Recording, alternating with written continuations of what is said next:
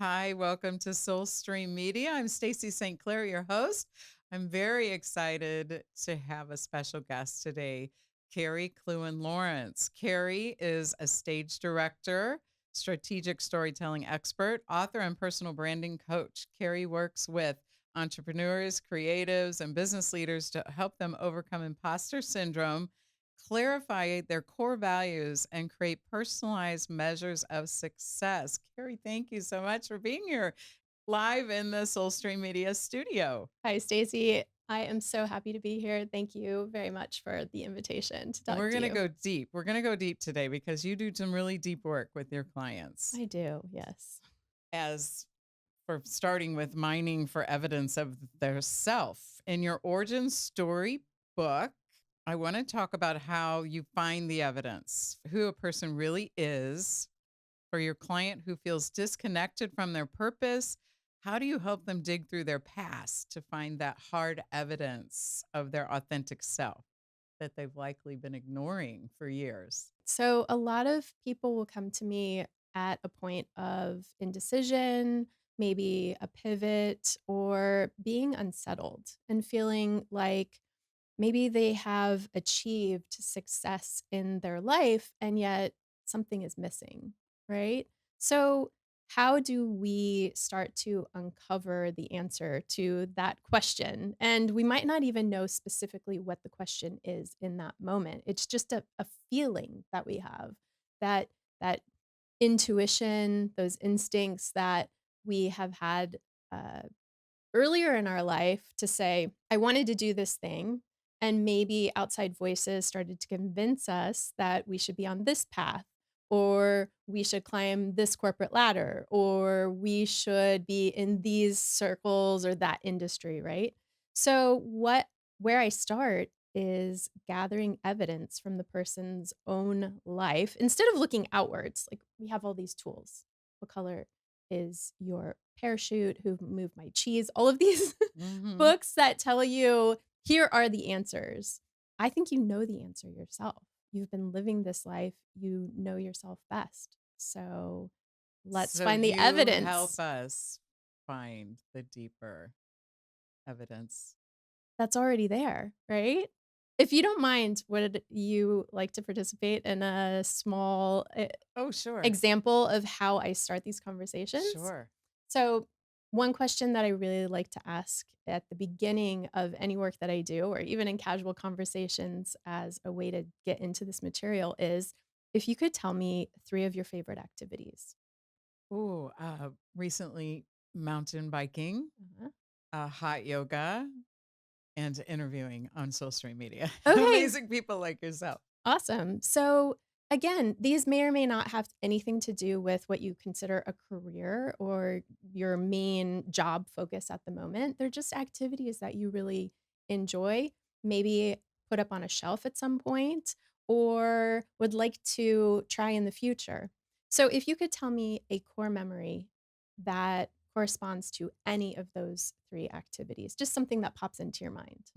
I also love walking on the beach. That's like almost a daily thing for me. So that just popped in my mind too. Okay. Okay. And I just had a breakthrough while walking on the beach. I'll connect with my higher self, creator, whatever.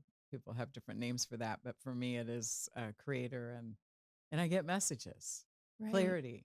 Okay. So could you describe to me what it is about those environments perhaps that encourages that kind of a response from you? I think it's because I've completely let go. Like I've set that time aside. I'm going to hot yoga. You make it through the 90-minute hot 110-degree class and you're laying in savasana, which is the resting time. Yeah. And that's, you know, where I'm completely open. Same with mountain biking. Now, mountain biking is a little different. I have to completely focus to not get hurt, or, Okay. So it's again, it's focus, Yeah. and it takes me out of my mind worrying about anything else because I have to be present.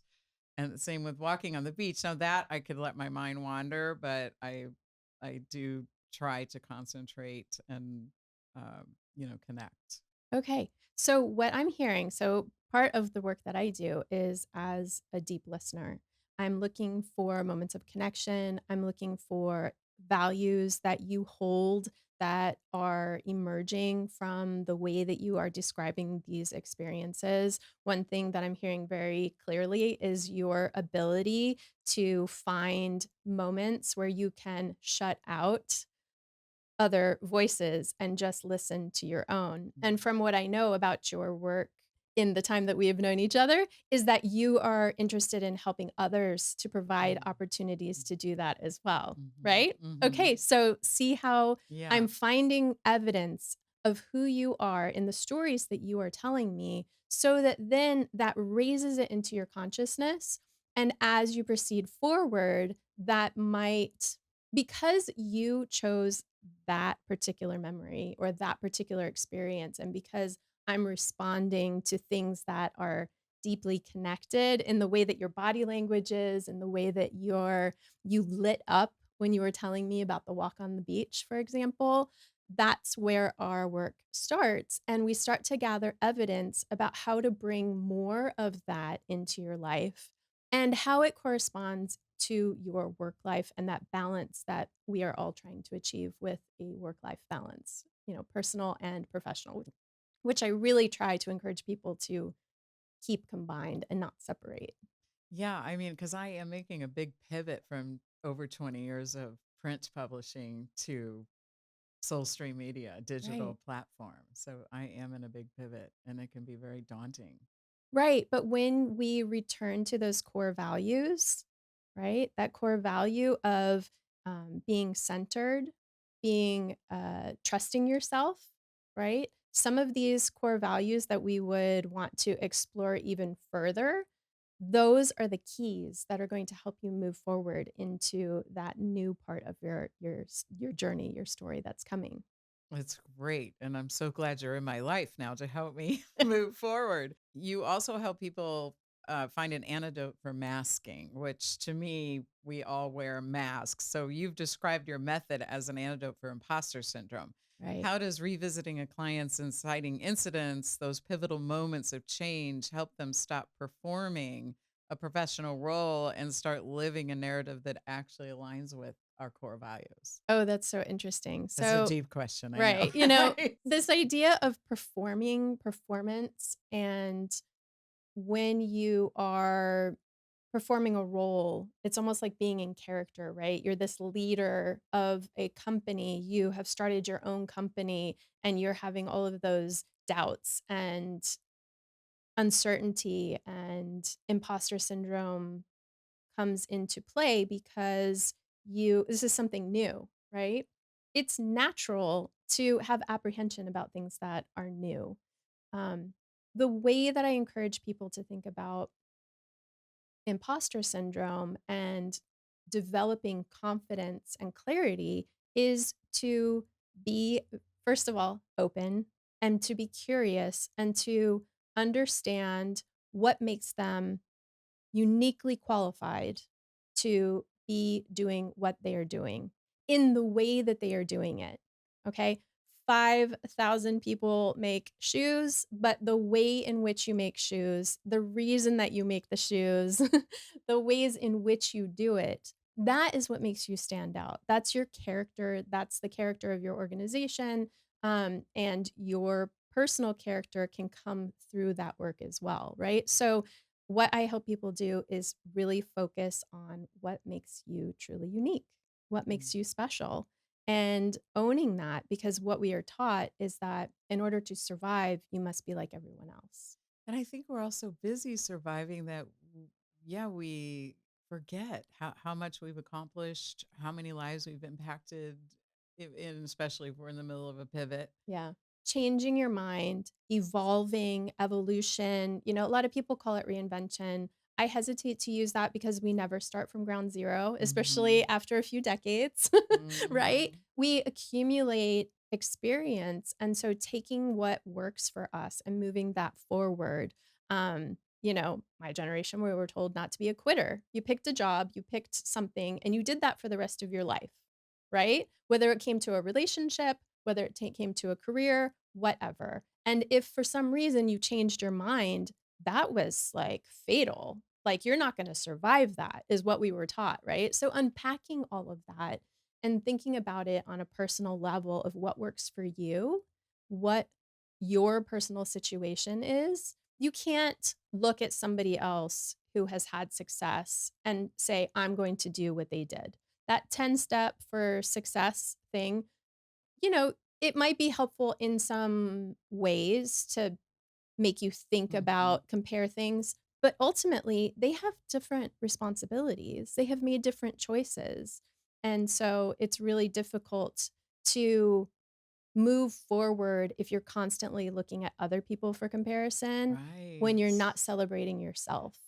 Couple things that this brought up. So I went through a divorce in 2020. It was re-traumatized me, really. So I was Yeah. great. It was perfect. I got to do a lot of more work and definitely becoming a different, and definitely getting to my authentic self. And what a friend said, maybe I don't know, 22 or 23, when are you going to settle down? Oh, yeah. And I'm like, Oh, because boy. I launched Mind Body Soul magazine Yeah. nationally, so Mm, I'm going city to city and city, and ooh, I was having a blast, and yeah. feeling and healing along the way, and all. Of course, the magazine is full of resources to help me heal, and so Yeah. I said to her, I thought for a moment, and the answer just poured out of me. I go, settle down, and I'm sharing this because most of our viewers, interesting, Carrie, are 55 years or older and a lot older than 65-year-old women. Yeah. So I think this is just a great episode for our viewers. And I said what came out of me was settle down. For the first time in my life, I'm not in a relationship. My son is launched, he's thriving.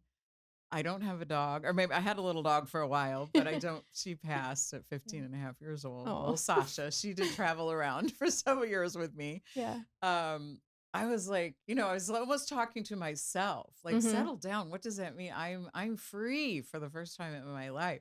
And then interestingly, just a week or so ago, a dear close friend of mine said, maybe you need a 5-year plan rather than a 3-month plan. Because I have tended to, like, instead of like 3 weeks here and there in each city working, I've kind of settled into three, actually 4 months at a time. Mhm.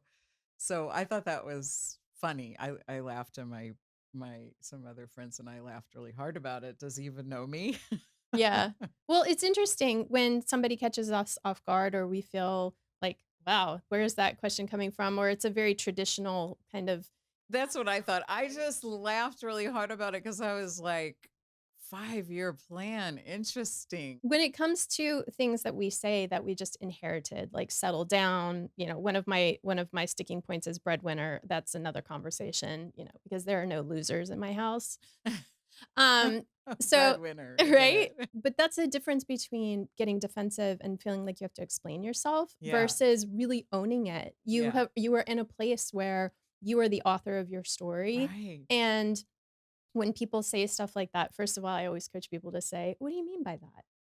Tell me more," right? So Yeah. because they are coming to you from a place of their experience, they are uncomfortable because of some experience that they have had in their background, right? Mhm, That they've been mhm, told there's these rules that they need to follow and you're not following those rules. So, oh mhm. my goodness, what is going on here? And maybe it's making them think about what they want a little bit. Interesting. Yeah. And there's nothing wrong. I have 5-year business plans, and financial plans. But I think the friend was where I'm living. Well, I like to live on the beach sometimes. I like to live in the mountains for extended periods. So Yeah. there's so many people that travel around the world and stay 3 months, 6 months, half the year here, half the year. Right, but that comes along with that unpacking of things that we have been taught, things that we've Hmm. inherited, whether that's coming from our community or our family or our society at large, Yeah, there's and so much. you saying, "That doesn't work for me." That's not the phase of life that I'm in, or that's not my perspective at this point, and being completely okay with that because we can let what people say to us affect us Hmm. or we can be confident because we've done the work to understand actually, here's all the evidence. You just listed a whole bunch of evidence for yourself that these things to be true. Even when people question you about the validity of your status or your location at any given moment, right? Yeah. So doing the work to really understand what will make you confident about the decisions that you've made.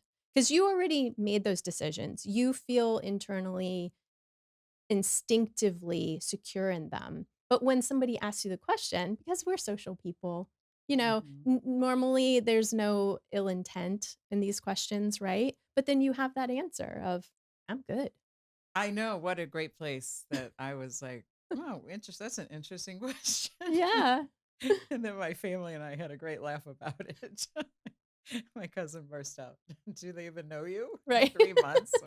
You make a distinction between general storytelling and personal discovery storytelling, and this Yeah. is kind of what you've been, saying.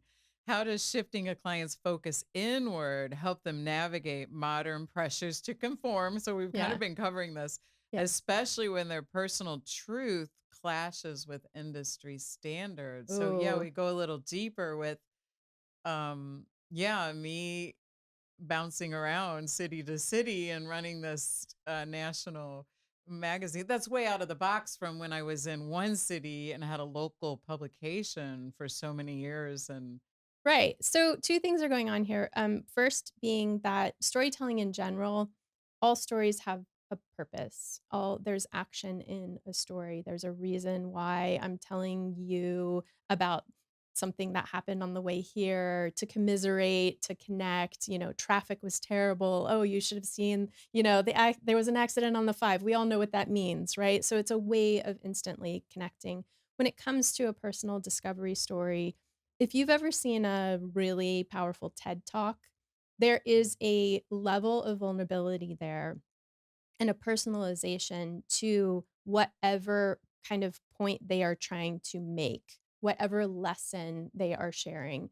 And that allows us to get to know the speaker on a level that displays their character and a set of values, whether they are explicit or implied. So if I'm listening, if I'm coaching someone to or directing someone to to get to a place where they can really connect with that audience, it's coming from a personal point of view, and then it's applied more universally, whereas a story in general is more universal and less personal.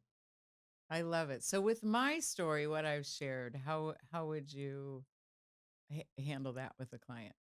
Okay, so if we're talking about using a personal story in a business sense, like a keynote or a TED Talk, Hmm. then we're going to start from a place of what is your intention with that audience? Do you want to move them to think about Like something in a new way? today I would want the women 50 years and older and 65 years and older to know that it's so wonderful to be in our sovereignty. Yeah. For the first time in my life, I feel so sovereign, and that nobody's questions, they bounce off. Well, why are you doing this? Why are you living here? Why are you moving there? Right. That it's okay, and it not just okay, but to reach that depth of authenticity and sovereignty, is possible, and it's so amazing. Right. So what That would be my message. yeah, and it's totally in line with my message as well. And so it would be I would explore the ideas of how you get to a place of clarity, right? How you get to a place of embracing your uniqueness, right? So, what I would do is we would go through a series of exercises in order to find those examples in your own life and then see what How I resonates. got here, how I got to this Exactly. sense of sovereignty, and Exactly. And it might be talking about a bike ride. It might be talking about a walk on the beach. well, it wasn't that pretty. We're talking Well, hypnotherapy sessions with amazing women like yourself, coaches. Yeah. right. Okay. So remember, I'm a director and I'm a little Okay. theatrical, right? So Okay. it might start with the walk on the beach, and then Okay. we might reflect on these other things that happened along the way, Drop right? to my knees on the beach sobbing. there's a reason that happened. It didn't happen just in a Exactly. moment isolated, right? It happened as a culmination as a result of these other things that happened, right? So Mhm. that's what I do. I look at the story and I listen to the story and I think about it in terms of how is this story going to do what you want it to do with this particular Mm. audience. That's the strategy involved, Beautiful. which Okay. people get a little, Yeah, no. antsy when you talk strategy, but it's a transformational type of storytelling where I want the audience to be changed at the end of this Mm, story, amazing. right? So, Yes. in order to do that, we need to present them with information and enough Package it. detail. You need to Right, kind of package it for my audience. Help right. me package it for my audience. Exactly, and your audience is not exactly the same as my audience. I mean, unless Mhm, we're sharing an mhm, audience like mhm, today, right? mhm. But but that is part of the work as well, is figuring out who that audience is and who you wanna reach. Listen, we're not for everyone, right? Right. And that's okay. So, narrowing down and being specific and being unique. One of the big mistakes I think we make is like, I call it the Cheesecake Factory effect, where you go in and that menu is what, 25, 30 pages long? They're trying to be something for everyone. And Yeah. therefore, stick to cheesecake maybe. I don't know. Yeah.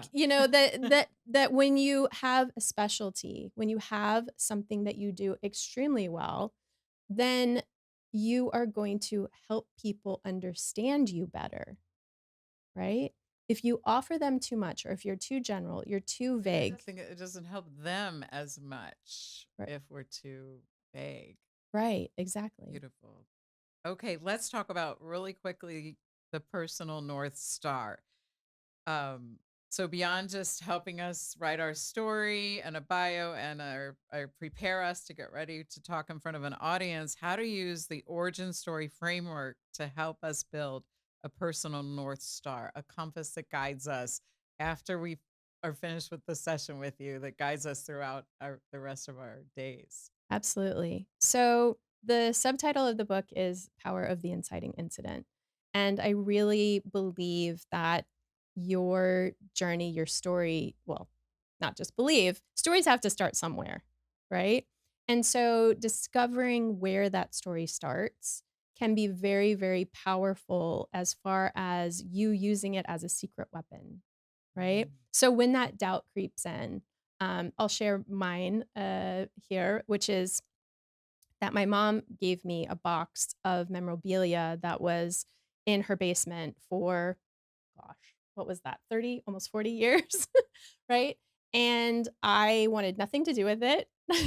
I'm not one who really goes into childhood things.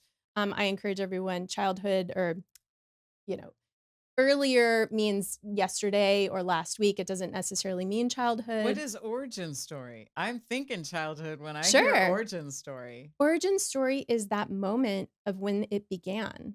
So it could be last week when you had that walk on the beach and Okay, so all of those things depending on coming. who we're presenting to, you're preparing us for the in the context of what audience, so what origin story Right, is leading exactly. to that moment, whether it's a TED talk or a book. Right. We're presenting our book. It's the moment, right? And whatever that moment means to Okay. you in your life. So I searched for the moment. I searched for that moment of clarity and knowing. Like I knew inside, but I didn't have the evidence. It's funny because I just was listening to someone who was talking about, do you trust your instincts or do you trust the data? Well, I need both, Mm, right? First, I have the instinct, and then I go search for the evidence. I'm pretty scientific like that.